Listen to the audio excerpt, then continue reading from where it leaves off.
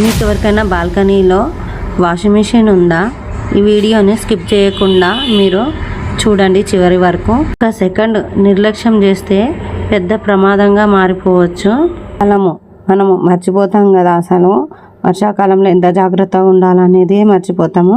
అసలు నాకేం జరిగిందనంటే, నేను బట్టలని వాషింగ్ మిషన్లో వేద్దామని వేయడానికి జస్ట్ డోర్ తెరిస్తే చాలు కరెంట్ షాక్ కొట్టి ఏంటంటే అక్కడి నుంచి గోడకి పడిపోయినా నేను. అసలు అంటే అలానే నేను కూర్చుండిపోయినా. అసలు ఎలా కొట్టింది షాక్ అనేది రోజు వేసే పనే కానీ ఎలా కొట్టింది అనే ట్రోమాలోనే ఉండిపోయినా. అసలు నేను చెప్పేది ఏంటంటే, చాలామందికి ఇళ్ళల్లో బాల్కనీలోనే వాషింగ్ మిషన్ ఉంటుంది, కానీ మనం వైరు పెట్టి మనము బట్టలు ఎప్పుడు వేయొద్దు. ఒక విషయము చాలామందికి తెలియదు.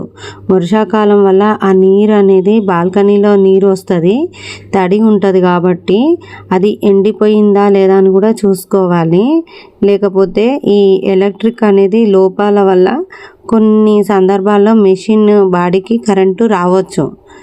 అలాంటి పరిస్థితుల్లో షాక్ తగిలే ప్రమాదం ఉంటుంది. అందుకే మనము తడి చేతులతో మెషిన్ని తాకవద్దు. బాల్కనీ ఎప్పుడు కూడా పొడిగా ఉండేలా చూసుకోవాలి.